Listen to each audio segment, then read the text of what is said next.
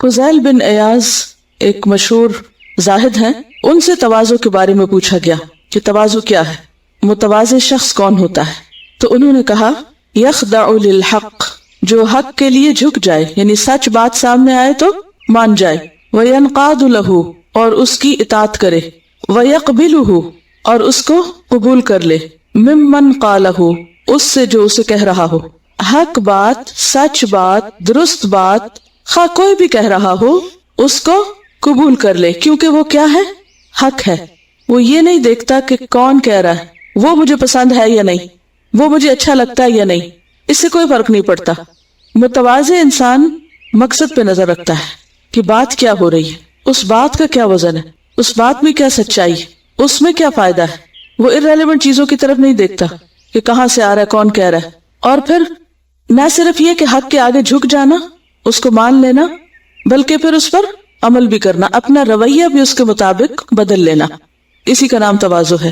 جنید بن محمد کہتے ہیں، جنید بغدادی کا نام بھی مشہور ہے، سنا ہوگا آپ نے، وہ کہتے ہیں کہ تواضع ہے خفض الجناح ولین الجانب واخفض جناحک للمؤمنین، جیسے کہ نبی صلی اللہ علیہ وسلم کے لیے آیا ہے قرآن مجید میں۔ تو اسی طرح عام بندوں کے لیے بھی کیا حکم ہے؟ خفض الجناح، کہ بندوں کے ساتھ کیسا معاملہ کرے؟ نرمی کا معاملہ کرے، جھک کے کرے۔ ولین الجانب، لین ہوتا ہے نرمی، لین سے، ما قطعتم من لینۃ، کھجور کے درخت کی وہ شاخیں جو نئی نئی ہوتی ہیں، نرم ہوتی ہیں۔ ولین الجانب، جانب کہتے پہلو کو، یعنی نرم پہلو والا۔ مراد اس سے کیا ہے کہ جب وہ کسی سے ملے، کسی سے معاملہ کرے تو اس کے معاملے میں کیا ہو؟ نرمی ہو۔ مثلا نبی صلی اللہ علیہ وسلم منافقین کے ساتھ کس طرح کا معاملہ کیا کرتے تھے؟ مومنوں کا مومنوں کے ساتھ معاملہ، اس کے بارے میں بھی قرآن مجید نے ہمیں واضح راہ بتائی ہے۔ اذلۃ علی المؤمنین عزۃ علی الکافرین رحماء بینہم، یہ تو مومن کا مومن کے ساتھ معاملہ ہے۔ لیکن نبی صلی اللہ علیہ وسلم مومنین کے علاوہ منافقین، جن کے نام وحی کے ذریعے آپ کو بتا دیے گئے تھے، جن کی حقیقت آپ جانتے تھے، آپ سے چھپے ہوئے نہیں تھے، ان کے ساتھ کیا رویہ اختیار کرتے تھے؟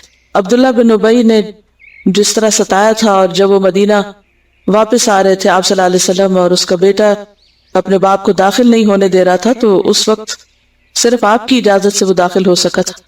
جنگ تبوک میں نہ جانے والے، پیچھے رہنے والے، کام نہ کرنے والے، نبی صلی اللہ علیہ وسلم جب جنگ کر کے واپس آئے تو انہوں نے آ کر کیا بہانے کیے؟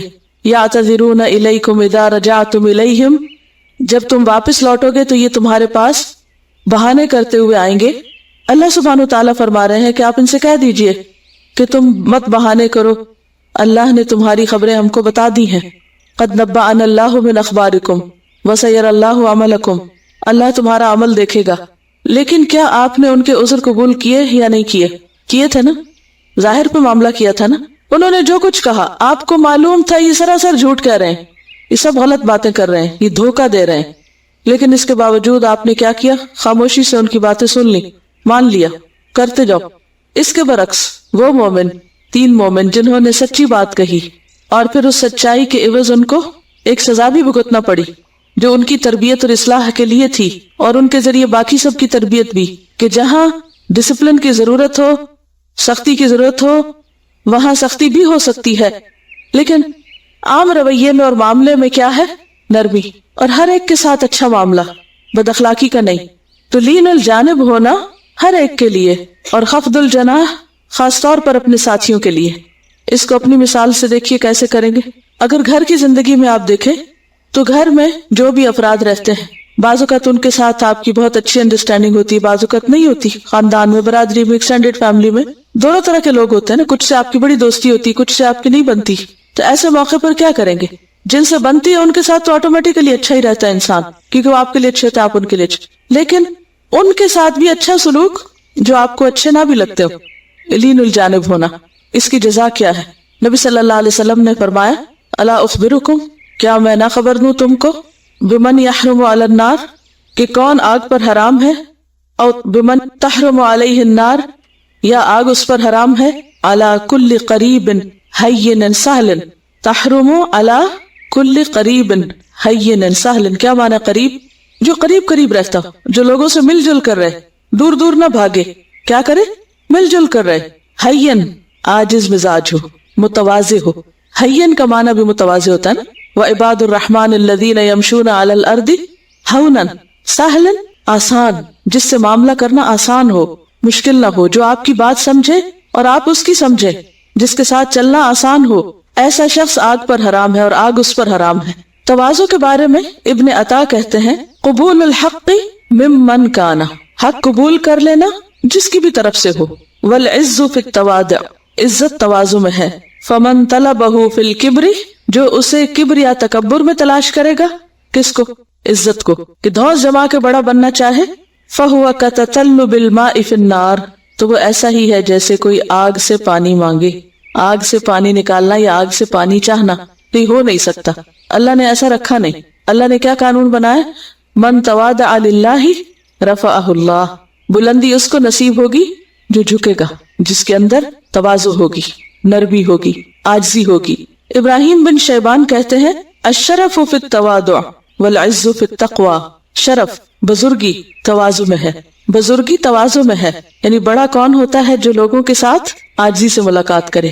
والعز فی التقوی, اور عزت تقوی میں ہے. ان اکرمکم عند اللہ اتقاکم, اللہ کے نزدیک سب سے عزت والا وہ ہے جس کے دل میں سب سے زیادہ اللہ کا ڈر ہے. یہ کیسے ہوتا ہے؟ یہ کیسے ممکن ہے؟ تقوی میں عزت کیسے؟ اللہ کے ڈر میں عزت اس طرح ہوتی ہے کہ جب انسان کو اللہ کا ڈر ہوتا ہے نا, تو وہ کہیں بھی غلط کام نہیں کرتا, نہ سامنے غلط کام کرتا, نہ چھپ کے غلط کام کرتا ہے. اب جب آپ غلط کام نہیں کریں گے تو نتیجہ کیا ہوگا؟ آپ اپنے اندر سے بھی مطمئن ہیں, اور اس کے ساتھ ساتھ لوگ بھی آپ کا اندر باہر کھنگالیں گے. اور جب وہ دیکھیں گے کہ یہ شخص ایک ہی جیسا ہے, دو رخا پن نہیں ہے اس میں, کہیں کچھ اور کہیں کچھ نہیں ہوتا, تو قدرتی طور پر ان کے دل میں ایسے شخص کی عزت ہوگی. لیکن جس شخص کے دو رویے ہوں, پل میں تولا پل میں ماشا جس کو کہتے ہیں, کہیں کچھ, کسی کو دھوکہ دے رہا ہے, کسی کے ساتھ جھوٹ بولا, کسی فریب کر رہا ہے, کسی کے ساتھ کوئی اور غداری کر رہا ہے, آخر وہ کھل کے نہیں رہے گی. کھلے گی نا؟ چھپ سکتی یہ چیزیں؟ نہیں چھپتی. جھوٹ, دھوکہ, فریب سب کھل جاتا ہے. جب کھل جاتا ہے تو پھر کس کے دل میں ایسے شخص کی عزت رہتی نہیں. جب اللہ کے ڈر سے انسان غلط کام نہیں کرتا تو اس کی زندگی میں ایک اصول ہوتا ہے, اس کی زندگی میں ایک اطمینان ہوتا ہے, اسے کسی کا خوف نہیں ہوتا. وقتی طور پر اگر کوئی اس سے ناراض ہو بھی جائے تو اصلاح ہو جاتی. اس کی مثال ایسی ہے نا کہ جیسے ایک سیب آپ خریدنے جاتے ہیں, سیب دیکھنے میں بہت کلرفل ہے, بڑا اچھا خوبصورت نظر آ رہا ہے, لیکن اندر سے کیا ہے؟ کانا, خراب, گلا ہوا. آپ گھر لا کے اس کو کاٹتے ہیں, وہ اندر سے خراب نکلتا ہے. اس کا بیرونی خوبصورت رنگ آپ کو متاثر کر سکتا ہے؟ کیا کرتے ہیں اس کٹے ہوئے سیب کو, جس کی باہر کی سکن بہت ہی فریش لکنگ, بہت خوبصورت تھی, آپ اٹھا کے سارے کا سارا اس کو پھینک دیتے ہیں. کوئی عزت باقی رہتی نہیں. تو جس دل میں اللہ کا تقویٰ ہوتا ہے, اللہ کا ڈر ہوتا ہے, اور وہ غلط کام نہیں کرتا اللہ کے ڈر سے, کسی انسان کے ڈر سے نہیں, تو وہ پھر اندر باہر سے اچھا ہوتا ہے. اور عزت اسی کی ہے جو اندر باہر سے اچھا ہو.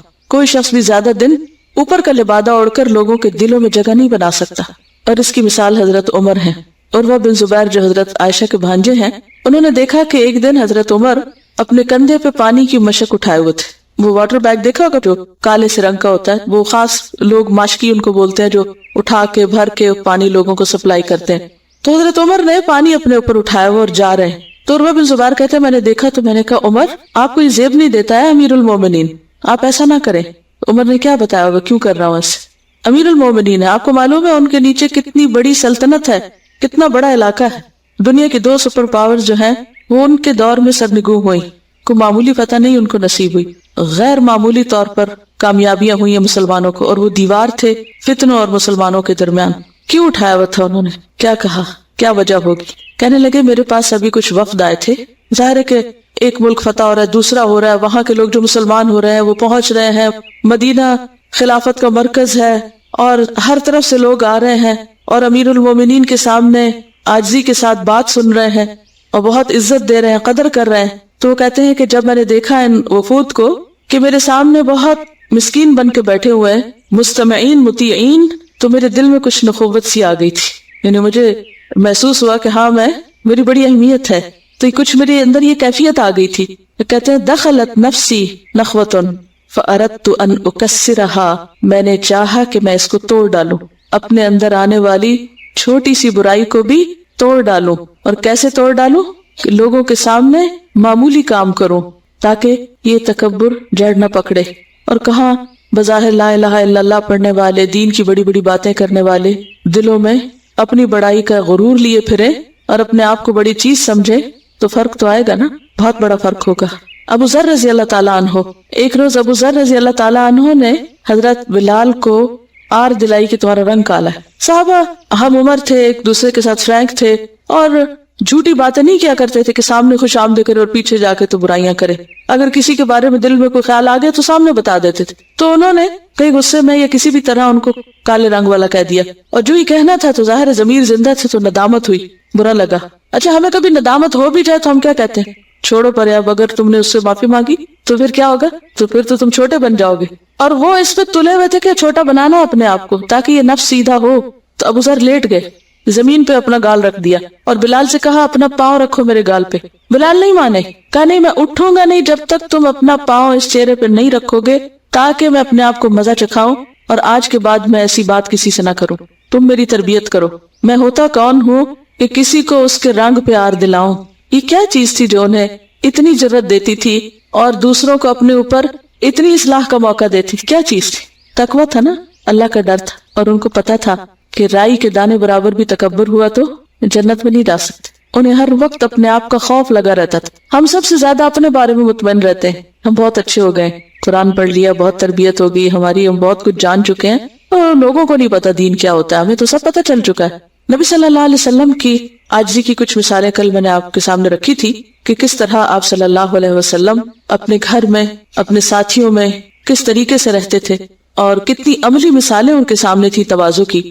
ایک دفعہ ایک شخص آپ صلی اللہ علیہ وسلم سے ملاقات کرنے کے لیے آیا اور آپ کو دیکھ کر رعب نبوت سے کانپنے لگا، کیونکہ آپ کا رعب بہت تھا۔ آپ وہ حدیث آتی ہے نا کہ نصرت بالرعب مسیرۃ شہر، ایک مہینے کی مسافت تک مجھے رعب دیا گیا ہے، یعنی لوگ آپ سے خوف زدہ ہوتے تھے۔ یہ نہیں کہ آپ سخت مزاج سے تو اس لیے لوگ خوف زدہ ہوتے تھے، ویسے ہی رعب تھا، تو وہ کانپنے لگا۔ آپ نے فرمایا گھبراؤ نہیں، میں بادشاہ نہیں ہوں، ایک قریشی عورت کا بیٹا ہوں جو سوکھا گوشت پکا کر کھایا کرتی تھی۔ یعنی میرے باپ کو بہت بڑی چیز نہیں تھے، معمولی لوگ تھے، میری ماں سوکھا گوشت پکاتی تھی۔ سوکھا گوشت کب پکایا جاتا ہے؟ جب تازہ نہ ہو۔ تازہ کیوں نہ ہو؟ افورڈ نہیں کر سکتے، اویلیبل نہیں ہے، اتنی فیسلٹیز نہیں ہے۔ یہ اللہ کے پیغمبر ہیں۔ عام لوگوں کا حال کیا ہوتا ہے کہ کچھ بھی نہ ہو، کوئی عزت شرف نہ ہو خاندان میں تو جھوٹی بنا لیتے ہیں، وہ دعوے کریں گے کہ جو زیبی نہیں دیتے۔ جس دن آپ صلی اللہ علیہ وسلم کے بیٹے ابراہیم رضی اللہ تعالیٰ عنہ نے وفات پائی، اتفاق سے اسی دن سورج گرہن لگا۔ لوگوں نے سمجھا کہ حضور صلی اللہ علیہ وسلم کے صدمے کا اثر سورج پر بھی ہوا، یعنی آپ کا دل غمگین ہے تو سورج بھی گہنا گیا ہے۔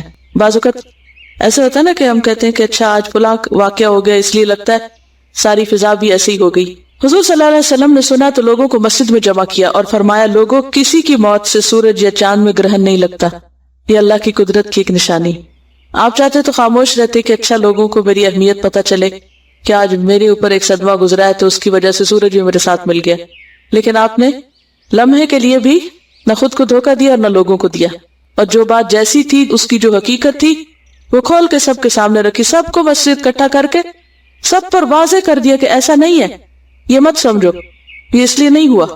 یہ بھی تواضع کی ایک مثال ہے نا، کہ ایسی چیزیں کہ جس سے ایک بنی بنائی بڑائی کا تصور قائم ہو سکتا ہے اور اس موقع سے فائدہ اٹھایا جا سکتا ہے۔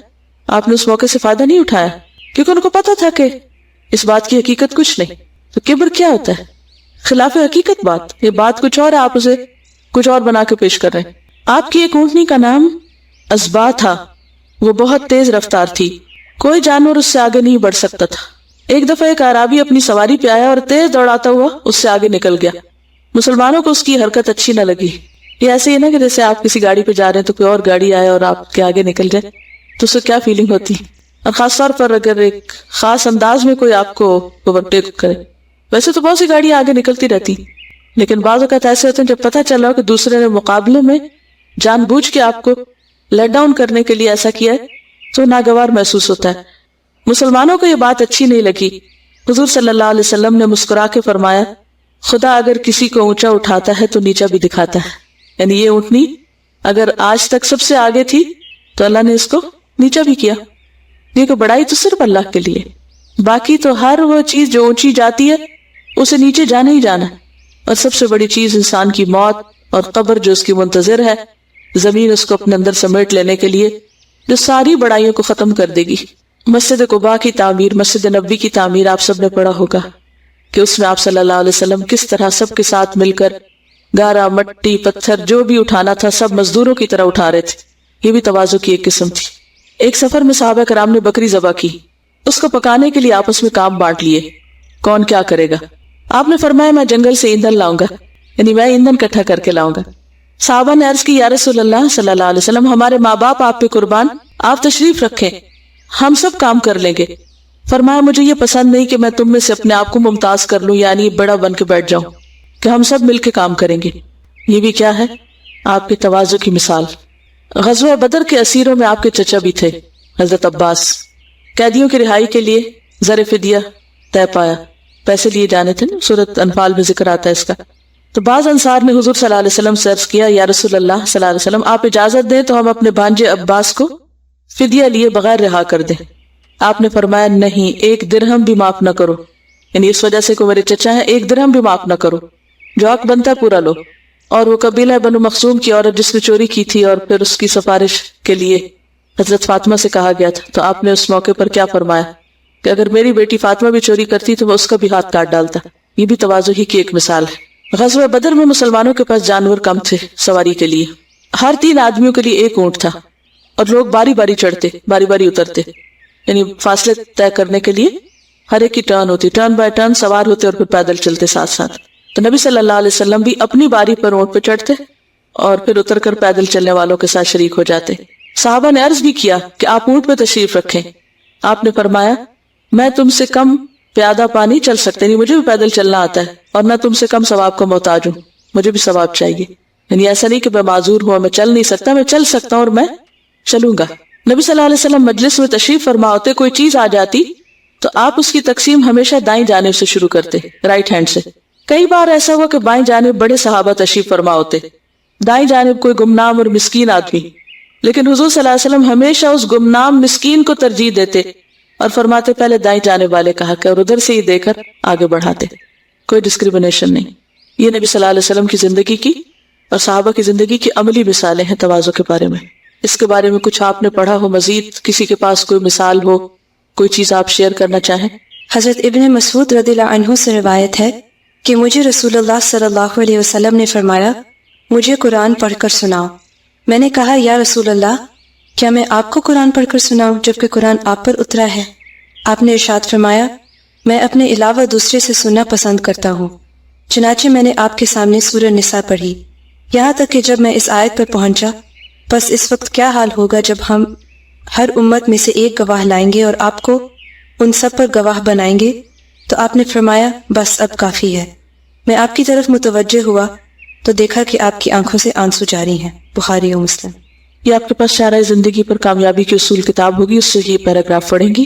السلام علیکم۔ تواضع۔ انسان اگر خدا کی معرفت اور رضا یا مخلوق پر رحم و کرم کی خاطر اپنے اصل درجے اور رتبے سے کم پر راضی ہو جائے یا خود کو پست کر دے تو اس فضیلت کو تواضع کہیں گے۔ وضع، ذلت اور تواضع میں بڑا فرق ہے۔ وضع ایسی کیفیت کا نام ہے جس میں انسان اپنے نفس کی لذت کی خاطر اپنی ذلت اور رسوائی اور نفس کی اہانت پر آمادہ ہو جاتا ہے۔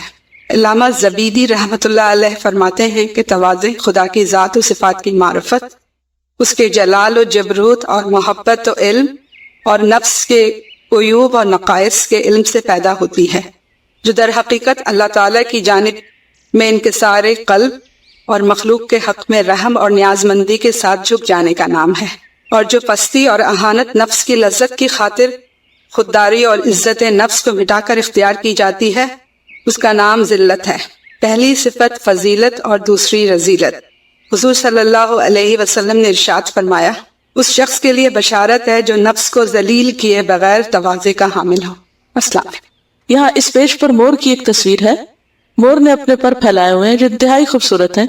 جانوروں میں سے کسی جانور کے پاس ایسے پر نہیں ہوتے جو اتنے زیادہ بھی ہوں اور اتنے خوبصورتی سے کھلتے ہوں اور اتنے کلرفل ہوں، لیکن آپ دیکھ رہے ہیں کہ مور اس وقت سر جھکا کے اپنے پاؤں کی طرف دیکھ رہا ہے۔ یہ تواضع کی ایک عمدہ تصویر ہے کہ خوبیوں کے باوجود، نعمتوں کے باوجود نظر ہمیشہ کس پہ رہے؟ اپنی کوتاہیوں پر۔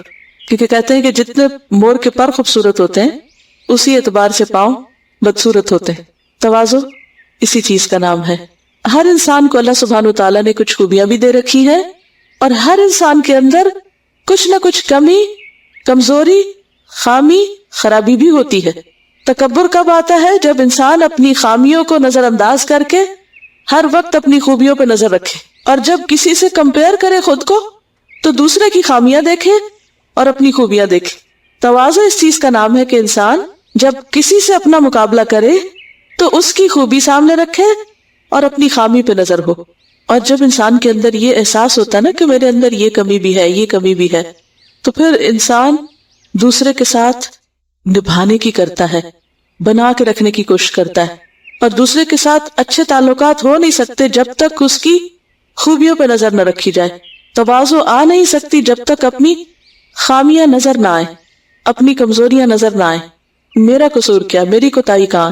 لیکن عموماً کیا ہوتا ہے کہ انسان اپنی کسی بھی خوبی کی وجہ سے، خواہ وہ علم میں ہو یا حسن میں ہو یا مال میں ہو، کس میں مبتلا ہو جاتا ہے؟ خود پسندی میں. تو تکبر کے بعد خود پسندی سے بھی پرہیز کرنا چاہیے، کیونکہ خود پسندی تکبر کے نتیجے میں پیدا ہوتی ہے. خود پسندی تکبر کے نتیجے میں پیدا ہوتی ہے. کیا ہوتی ہے خود پسندی؟ اپنی خوبیوں پہ اترانا، اپنے بارے میں خوش فہمی میں مبتلا رہنا، ان چیزوں پر بھی جو ہے اور ان پر بھی جو ہے نہیں، محض خوش گمانی ہے اپنے بارے میں. خوش فہمی جس کو کہتے ہیں، اپنے بارے میں خوش فہمی کا شکار رہنا کہ میرے اندر تو یہ بھی خوبی ہے، میں تو ایسا بھی ہوں ویسا بھی ہوں. اللہ سبحانہ وتعالیٰ قرآن مجید میں فرماتے ہیں یا ایھا الانسان ما غرک بربک الکریم. کس چیز نے تجھے دھوکے میں مبتلا کر رکھا ہے؟ تم کیا چیز تھے؟ تم کون ہو؟ کمال اور پرفیکشن اور بڑائی تو صرف اللہ کے ہاں ہے. اور جہاں بھی کہیں مسلمانوں کے اندر ایسی چیز آئی، اللہ سبحانہ وتعالیٰ نے ان کی تربیت کے لیے، وہی ان کی اصلاح کے لیے ایسے حالات پیدا کر دیے کہ وہی سمجھ آ گئی. مثلا جنگ حنین کے موقع پر قرآن کیا کہتا ہے؟ وَيَوْمَ حُنَيْنٍ اذ اعجبتکم کثرتکم فلم تغن عنکم شیئا. یاد کرو یوم حنین، جب تمہیں اپنی کثرت پہ ناز تھا لیکن اس نے تمہیں کوئی فائدہ نہ دیا. یعنی یہ مسلمانوں کا تعداد کے اعتبار سے سب سے بڑا لشکر تھا لیکن فائدہ نہ ہوا. نبی صلی اللہ علیہ وسلم نے فرمایا ثلاث مہلکات، تین چیزیں ہلاک کر دینے والی ہیں. شح مطاع وہوى متبع واعجاب المرء بنفسہ. تین چیزیں تباہ کن ہیں: کنجوسی کی اطاعت، خواہش کی پیروی، اور انسان کا اپنے آپ کو بہت کچھ سمجھنا. یہ چیز انسان کے لیے ہلاکت خیز ہے. کیا؟ اپنے آپ کو بہت کچھ سمجھنا، اپنے آپ کو پسند کرنا. نبی صلی اللہ علیہ وسلم نے فرمایا جب تو دیکھے کہ کنجوسی کی اطاعت کی جا رہی ہے، خواہش کی پیروی ہو رہی ہے اور صاحب رائے اپنے رائے کو پسندیدہ قرار دے رہا ہے، تو اپنے نفس کو بچانے کی کوشش کرنا. یعنی جب لوگوں کے اندر ایسی چیزیں دیکھو کہ لوگ اپنی مرضی پر ڈٹے ہوئے ہیں تو پھر تم خود کو بچا کے رکھنا، تم ایسی حرکت، ایسا رویہ اور ایسا اخلاق اختیار نہ کرنا. کیونکہ عموماً کیا ہوتا ہے جب کوئی ایسا کر رہا تو ہم کہتے ہیں وہ بھی تو ایسا کر رہا ہے نا، تو میرے لیے بھی چارہ نہیں سوائے اس کے کہ میں ویسا ہی کروں جیسا کوئی کر رہا ہے. خود پسندی کی کوئی مثال دیجئے. ابلیس جب اس نے کہا تھا انا خیر منہ، یہ خود پسندی ہی تو تھی اور تکبر ہی تو تھا. قوم عاد کو اپنے اوپر بڑا مان تھا. کیا کہتے تھے؟ من اشد منا قوہ، ہم سے بڑھ کے قوت میں کون ہے؟ تو اللہ تعالیٰ نے کیا کیا ان کے ساتھ؟ ہوا کے ذریعے ان کو اڑا دیا، ان کی ساری قوت پاش پاش کر دی. فرعون کو آپ دیکھیے، اس کو بھی بڑا مان تھا اور کہتا تھا یہ نہریں میری ہیں، انہیں نہروں میں ڈوب گیا. قارون خزانے پہ بڑا فخر تھا، خزانے سمیت زمین میں دھس گیا. سورہ کہف میں باغ والے کا جو واقعہ ہے، ما اظن ان تبید هذه ابدا، سارا جل کے راکھ ہو گیا. خود پسندی اور غرور کی علامات کیا ہیں؟ جیسے کل ہم نے دیکھی تھی نا ایروگنس کی علامات، کہ رویے میں کہاں کہاں ظاہر ہوتی ہے. خود پسندی کا مظاہرہ کہاں ہوتا ہے، کیسے ہوتا ہے؟ کیسے پتہ چلتا ہے کہ کوئی شخص خود پسندی کے مرض میں مبتلا ہے، اپنے آپ کو بڑی چیز سمجھتا ہے؟ عام روزمرہ زندگی سے مثالیں لائیے. ایک دو میں آپ کو دیتی ہوں، پھر اس کے بعد آپ کا ذہن کھلے گا، آپ اور لائیے. علم میں خود پسندی. انسان کثرت علم پہ مغرور ہو جائے تو مزید علم حاصل کرنے سے پہلو تہی کرنے لگتا ہے اور استادوں سے استفادہ نہیں کرتا. وہ کیا سمجھتا ہے؟ میں خود ہی استاد ہوں، مجھے خود ہی بہت پتا ہے، مجھے استاد سے بڑھ کے پتا ہے. کیونکہ کمپیریزن وہاں اور ہوتا ہے نا جہاں وہ کسی طرح استاد سے زیادہ جانتا ہوتا ہے کسی اور چیز میں. علم والوں کو بھی حقارت کی نظر سے دیکھنے لگتا ہے کہ یہ کیا جانتے ہیں. جن کو فلاں فلاں چیز نہیں پتا اور اپنے سے کم گردانتا ہے، اور یہ چیز تباہی کے لیے کافی ہے، کیونکہ انسان آگے مزید کچھ نہیں سیکھ سکتا. پھر مال میں خود پسندی کا مظاہرہ کیسے ہوتا ہے؟ اسراف اور فضول خرچی سے انسان کام لیتا ہے اور ان چیزوں پہ مال خرچ کرنے لگتا ہے جس سے وہ خود کو نمایاں کر سکے. وہ کہتا ہے نا اہلکت مالا لبدا، اور ضرورت مند کو ولا یحض ولا طعام المسکین ویمنعون الماعون، اور خود پسند غلطی ہو جائے تو معافی نہیں مانگتا، کوئی اور معافی مانگے تو معاف نہیں کرتا، کسی کو معافی دیتا بھی نہیں، اور کیا کہتا ہے کہ مجھے تمہاری سوری قبول نہیں، میں معاف کر ہی نہیں سکتا. تو اس کو اپنی قوت پہ مان ہے نا کہ میں بڑی چیز ہوں، میرا کوئی کچھ نہیں بگاڑ سکتا. کیونکہ اگر آپ کو کہیں یہ اندازہ ہو کہ مجھے دوسرے سے نقصان پہنچے گا تو آپ ایسی حرکت نہیں کر سکتے. اگر انسان کے دل میں اللہ کا ڈر ہو تو انسان ایسا نہیں کر سکتا. وہ ہمیشہ سوچے گا کہ میں بھی تو غلطیاں کرتا ہوں، اگر اللہ نے مجھے معاف نہ کیا تو میں کہاں کروں گا. اسی لیے حضرت ابوبکر صدیق رضی اللہ تعالیٰ عنہ نے جب یہ سوچا ہی تھا کہ میں اپنے اس رشتہ دار کو جس نے میری بیٹی پہ الزام لگایا ہے اب آئندہ کچھ نہیں دوں گا، تو اللہ سبحانہ وتعالیٰ نے کیا فرمایا؟ الا تحبون ان یغفر اللہ لکم، تم نہیں چاہتے اللہ تم کو معاف کر دے؟ تو ان کا رویہ کیا تھا؟ فوری طور پر کیا ہوا؟ نہ صرف یہ کہ وہ امداد جاری کر دی بلکہ پہلے سے بھی دگنی کر دی. بعض اوقات اگر کسی ایک کے پاس زیادہ مال ہے یا زیادہ کوئی چیز ہے تو وہ اپنے دوسرے بہن بھائیوں کو انٹروڈیوس بھی نہیں کراتا. کیا سوچ کے کہ اس سے میری شان میں فرق آئے گا، کیونکہ ان کے پاس وہ مال نہیں ہے تو لوگ کیا کہیں گے کہ یہ اس کے بہن بھائی. وہ اپنی شان کے خلاف سمجھتا ہے، کسی کی سنتا نہیں، صرف اپنی ہی چلاتا ہے. خود پسندی میں جب کوئی مبتلا ہو جائے تو اور کیا کیا علامات کیا ہوتی ہیں عام روزمرہ زندگی میں. ہر چیز میں بڑا دکھانے کی کوشش کرتا ہے کہ میں بہتر ہوں. دوسروں سے اپنے لیے تواضع کی توقع رکھنا یہ بھی اس میں آ جاتا ہے خود پسندی میں. اور ملکہ سبا نے کہا تھا نا کہ ان الملوک اذا دخلوا قریۃ افسدوها وجعلوا عزت اہلها اذلہ وکذالک یفعلون. ہر بات میں اپنا اوپینین دینا، اسے صحیح کہلوانا اور پھر اس کے لیے بحث کرنا اگر کوئی نہ ماننے کو تیار. یعنی یہ نہ دیکھنا کہ حق کیا ہے. اصل میں تواضع کی تعریف کیا ہے کہ حق سامنے آئے، کوئی بھی کہے، کوئی بچہ بھی کہے. بعض اوقات ایسا ہوتا ہے نا سارے گھر والے بیٹھے ہوتے ہیں اور جو سب سے چھوٹا بچہ ہوتا ہے وہ سب سے صحیح بات کہہ دیتا ہے. اچھا اب جس کے وہ خلاف جاتی ہے تو وہ کیا کرتے ہیں؟ شٹ اپ، چپ کر کے بیٹھو، تمہیں کس نے حق دیا کہ تم بیچ میں نکتہ چینی کرو، تم اپنے مشورے دو. حالانکہ بات سب سے زیادہ صحیح اس کی ہو سکتی، لیکن کیوں چپ کراتے ہیں اس کو؟ کیونکہ وہ عمر میں چھوٹا ہے، یا اس کے کہنے کا انداز بچگانا ہے، یا یہ کہ وہ ہماری پسند اور مرضی کے خلاف جا رہی ہے بات، اس لیے چپ کراتے ہیں. عربی کا ایک مقولہ ہے، اگرچہ اس کتاب میں چیپٹر تواضع نہیں تھا لیکن مجھے ایسا لگا کہ اگر میں تواضع کو چھوڑ گئی تو آپ کو تکبر بھی سمجھ نہیں آئے گا. عربی کا ایک مقولہ ہے کہ تعرف الاشیاء بازدادها، اشیاء اپنے اپوزٹ سے پہچانی جاتی ہیں. یعنی کسی بھی چیز کے ایک رخ سے آپ کو پورا علم حاصل نہیں ہوتا جب تک آپ اس کا دوسرا رخ بھی نہ دیکھیں. صرف ایک ہی اوپینین جان لینے سے بات پوری نہیں ہوتی جب تک کہ آپ دوسرے کا بھی اوپینین نہ سنیں. اور کتنی دفعہ ایسے ہوتا ہے نا کہ ہم ایک بات سوچ رہے ہوتے ہیں، ہمارا ایک آئیڈیا ہوتا ہے لیکن وہ ادھورا سا ہوتا ہے. جب وہ آئیڈیا ہم کسی اور کے ذہن میں پلانٹ کرتے ہیں تو کیا ہوتا ہے؟ وہاں سے ایک پورا کھیت نکل آتا ہے. اور وہ جو اشتراک ذہن ہوتا ہے، دو مائنڈ کٹھا کام کر رہے ہوتے ہیں، ایک کی بات دوسرے کے ذہن میں گئی، وہاں سے ایک نئی صورت میں نکلی تو پہلے کا دماغ اور روشن ہو گیا، اس کی روشنی سے مزید دوسرے کو انلائٹنمنٹ ملی، وہاں سے ایک اور چیز. تو اس طریقے سے جو کچھ آگے بڑھتا ہے وہ اگر صرف ایک شخص سوچتا ہے تو بس وہ ایک ہی ہوتا ہے. اس سے نہ علمی ترقی ہوتی ہے نہ ذہنی ترقی ہوتی ہے. اپنی سوچ کو دوسروں سے شیئر نہ کرنا اور دوسروں کی سوچ کو اپریشیٹ نہ کرنا اور اس کو قابل غور نہ سمجھنا اور صرف اپنی ہی بات منواتے چلے جانا اور اپنے ہی طریقے پہ کام کرتے چلے جانا اور اپنی بات دوسروں پہ ٹھوسنا اور امپوز کرنا، یہ سب سے بدترین روش ہوتی ہے. دوسروں کی سنو تو صحیح، وہ کیا کہتے ہیں، وہ کس طرح سوچتے ہیں. ہو سکتا ہے وہ تم سے بہتر سوچتے ہو سکتا ہے اس میں بھی خیر کے کئی پہلو نکلے، اور بھلے اگر وقتی طور پہ آپ کو خیر نہیں بھی نظر آتی تو بعض اوقات چھوڑ دیں اس کو. وہ ٹھوکر کھا کے گرے گا نا تو پلٹ کے آپ ہی کے پاس آئے گا کہ آپ نے صحیح کہا تھا، اب مجھے سمجھ آ گئی. فذکر انما انت مذکر لست علیہم بمسیطر. آپ کا کام ہے سمجھانا، نصیحت کرنا. کوئی مان جائے قبول کر لے بہت اچھا، کوئی نہ مانے تو اپنا حساب خود دے گا. تواضع کے لیے ذوالقرنین کی مثال، یہ سب کچھ کرنے کے بعد بھی کیا کہا؟ ھذا رحمۃ من ربی، یہ میرے رب کی رحمت ہے. حضرت خضر نے کیا کہا تھا؟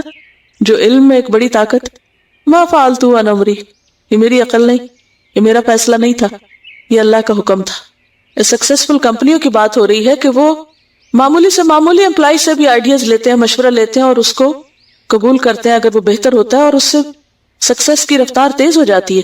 क्योंकि एक जगह पर जितने लोग काम करते हैं, अगर वो सब मशवरे के साथ काम करें और मिलकर काम करें, उसको ओन करें, तो कहीं ज्यादा तरक्की हो सकती है बनिस्बत इसके कि एक शख्स अपनी अकल से सब फैसले करता रहे अकेले अकेले और अपनी मर्जी करता रहे। घर की दुनिया में क्या कहा है अल्लाह सुब्हानो तआला ने?